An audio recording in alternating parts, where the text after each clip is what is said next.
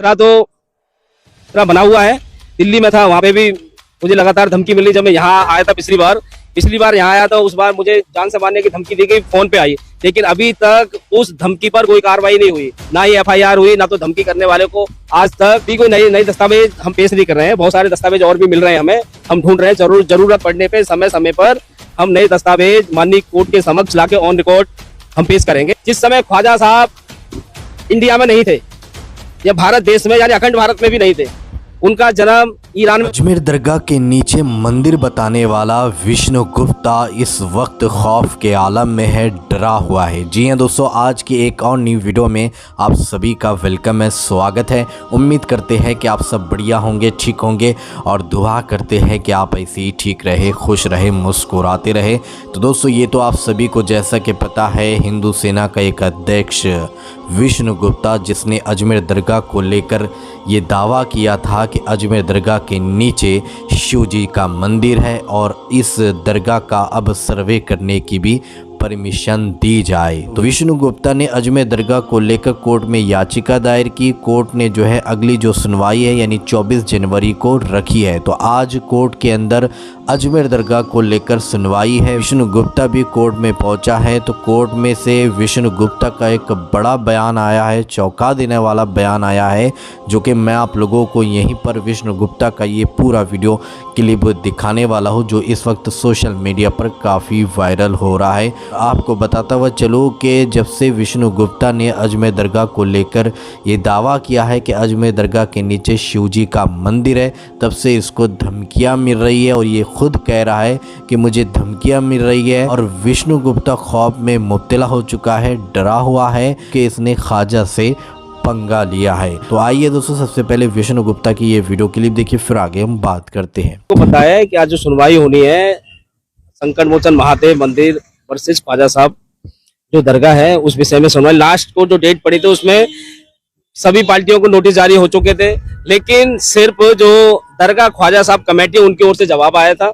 और बाकी दो पार्टियां हैं उनकी ओर से अभी तक कोई जवाब नहीं आया। उनके जवाब का भी हम इंतजार कर रहे हैं, वो जवाब क्या देंगे, फिर हम उस जवाब का हम काउंटर जवाब देंगे। अभी जो 7/11 की एप्लीकेशन उन्होंने लगाई थी उसका हम जवाब ले आए हैं। 7/11 को खारिज कराने की हम बात करेंगे और साथ ही साथ जो 110 की जितनी एप्लीकेशन है वो सबको खारिज करने पे हम जोर देंगे, माननीय अदालत के समक्ष रखेंगे कि जिन लोगों का सीधा कोई इंटरेस्ट नहीं है उन लोगों को इसमें पार्टी ना बनाया जाए। जितनी भी ये 110 की एप्लीकेशन आ रही है वो सब खारिज की जाए। खतरा तो खतरा बना हुआ है। वो दिल्ली में था, वहां पे भी मुझे लगातार धमकी मिली। जब मैं यहाँ आया था पिछली बार यहाँ आया था, उस बार मुझे जान से मारने की धमकी दी गई, फोन पे आई।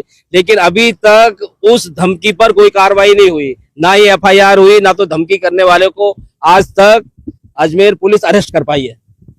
और लास्ट टाइम जब कोर्ट में सुनवाई हुई थी, तो जब हम कोर्ट परिसर में अंदर गए जहाँ सुनवाई हुई थी माननीय मनमोहन चंदेल जी की अदालत में, तो वहाँ कोर्ट खचाखच भरा हुआ था, बिल्कुल पैर रखने की भी जगह नहीं थी। मैं भी अंदर नहीं जा पा रहा था।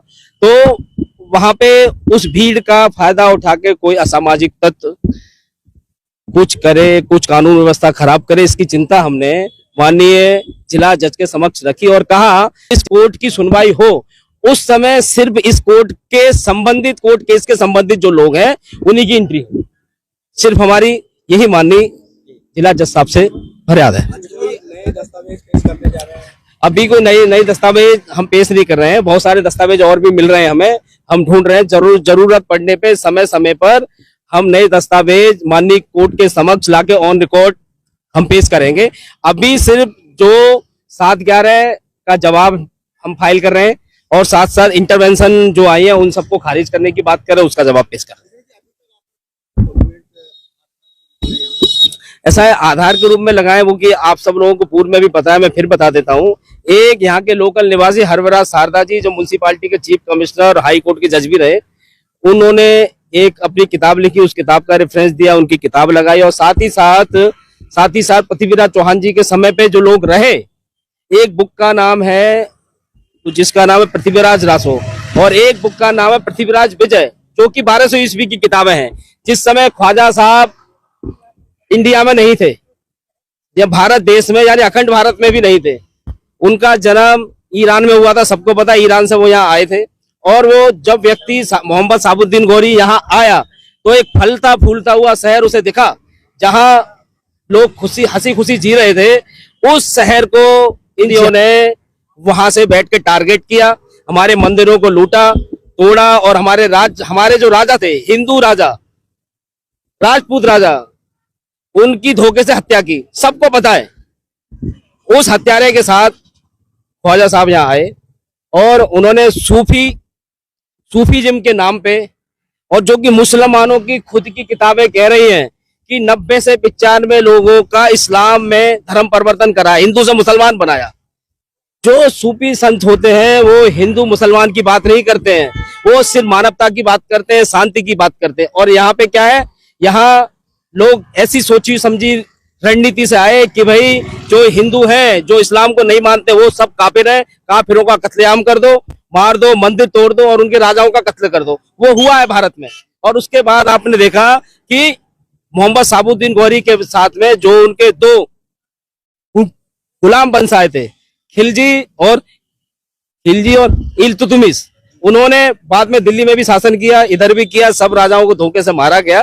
तो मैं मानता हूं ये भगवान शिव का मंदिर है, संकट मोचन महादेव मंदिर है, और जल्द ही इसका सर्वे होगा।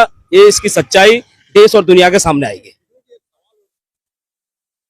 लड़ाई तो लड़ रहे हैं ना बीजेपी ना कांग्रेस, सारा कोई नहीं है हमारे साथ।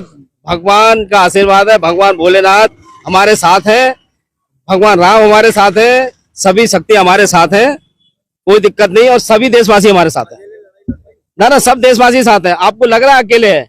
लोगों का मोरली सपोर्ट, लोगों का ओरली सपोर्ट सब हमारे साथ है, कोई अकेला नहीं।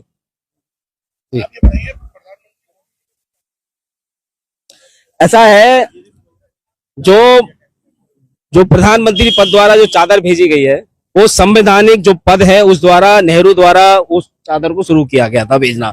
और उसके बाद सीएम भी चादर भेज रहे हैं, डीएम भी चादर भेज रहे हैं, एसपी भी चादर भेज रहे हैं, केंद्रीय मंत्री भी चादर भेज रहे हैं। भाई सबको समझना चाहिए कि जब उसका केस कोर्ट में विचाराधीन है, चल रहा है, तो उस समय किसी भी प्रकार से कोई संवैधानिक पद द्वारा चादर नहीं जानी चाहिए।